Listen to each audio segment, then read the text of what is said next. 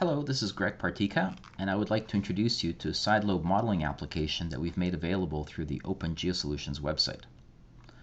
It lets you define an impedance profile, then examine the interplay between the layering and the filter shape with respect to resolution, detection, and side lobe interference. You can also select filtered reflectivity as an option, and this allows you to examine the interplay between reflectivity and the filter shape for the given profile as identified. The motivation for making this application available was the work done by Calwait and Wood in the 1970s. Their resolution experiments showed that wavelets designed with a vertical or near vertical high-end slope exhibit high frequency side lobes that can cause significant distortions in reflection amplitudes and the associated event character that we so rely on for interpretation purposes. Here is an example of a wedge model of a single layer embedded in a quiet background, shown both as reflectivity on the left and impedance on the right. If we filter this wedge with a steep-sided high-end slope, we see the types of side lobes that Calwait and Wood were concerned about. You can see these side lobes in the impulse response and also in the cross-sections of the wedge. They showed that by reducing the high-frequency side slope, you can reduce the high-frequency side lobes. So here we're going to reduce that slope to a 1-octave slope, 2-octave, 3-octave, and all the way down to DC. And let's just go back and forth on that one more time.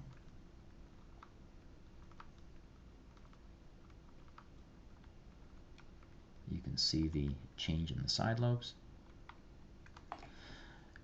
What Calwait and Wood proposed is an alternative wavelet which they called a Texas double, in recognition of the primary characteristic being a 2-octave slope on the high frequency side. In time domain, these 2-octave slope wavelets exhibit negligible high frequency side lobe tuning effects and a maximum peak to side lobe amplitude ratio. In the frequency domain, the proposed wavelets are constructed with a vertical or near vertical low-end slope and a 2-octave linear slope on the high end and an F1, F4 frequency range that corresponds to the highest and lowest recoverable signal frequency components of the recorded data. Their conclusion was that for the case of a single layer embedded in a quiet background over a given low pass, the temporal resolution of the Texas double wavelet equals 80% of the temporal resolution of the sync wavelet. Can the benefits associated with attenuating high frequency side lobes outweigh the 20% loss in temporal resolution? Modeling suggests that yes, it can, as long as that 20% is not critical to the required imaging. Now this is where the use of our modeling application comes in. On startup, the WebApp comes up with a default set of parameters, so you can simply hit the submit button and see a go-by example. The profile is defined by a series of time impedance pairs, for example as shown here. The first pair represents the background impedance, which is 1, and the start time of the first layer, which is 200. The last time pair represents the end time of the last impedance block. Now the background impedance value, which was 1, is also assigned to the times beyond the end of this last block. In this case, the impedance profile is a 2-layer case with a 4 millisecond hard layer followed by another 20 millisecond hard layer separated by 6 milliseconds. This impedance profile is shown on both the right and the left side of the display. The 3 middle portions of the display show the filtered versions of the profile. The low end of the filter is kept constant. In this case, F1 is set to 2 Hz and F2 is set to 5 Hz. The high end of the filter, the F4, covers a range as specified here. In this case, the minimum F4 is set to 20 Hz, the maximum F4 is 80 Hz. This F4 range allows you to investigate detection and resolution as a function of F4. That is, if you have progressively less resolving power as you move from left to right on these displays in the center. It lets you examine the resolvability and detection ability of your wavelets. The leftmost filtered display incorporates a 2-octave high-end slope that minimizes side lobe interference. The next two strips, here and here, incorporate two slopes specified up above as slope A and slope B.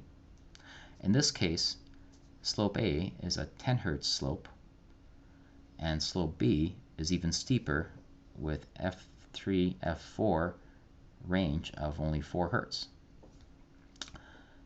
In all three cases, the filters change in a linear and gradual manner. We would hope that the geologic response would do likewise. Unfortunately, side lobe interference gets in the way. Now at the moment we are looking at the filtered impedance. As I mentioned previously, you can select the filtered reflectivity to look at that response. And you can always go back to filtered impedance. Now you can play many what-if games. For example, what if that first leading layer had an impedance value that was smaller, that is of less contrast? What happens? So I can change that impedance, hit the submit button, and examine the effect of the side lobes of that stronger impedance contrast thicker layer on the smaller impedance contrast layer up above. Now it's always good to keep in mind the impulse response.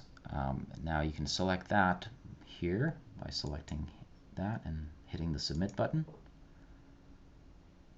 and that shows you the impulse responses with the different high-end slopes.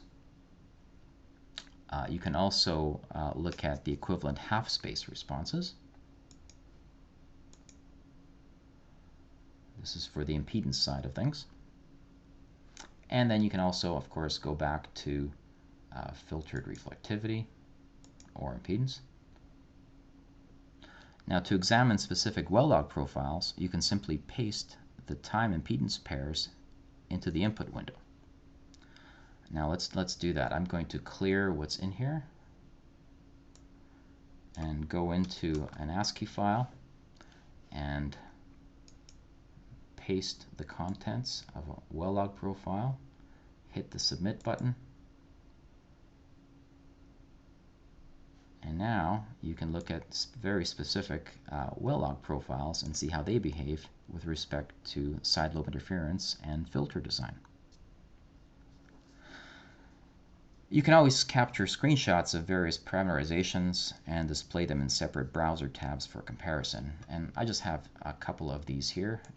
Here is a well log profile that was captured with a 2-octave slope, a 25 Hz high-end slope, and a 10 Hz high-end slope. And this is for the reflectivity case. And of course you can compare that to the impedance view. And I think I have a window here that shows the impulse response and also the half-space response. So with that, I'd like to thank you for your time and interest, and I hope you enjoy the Sidelobe modeling app from OpenGeoSolutions.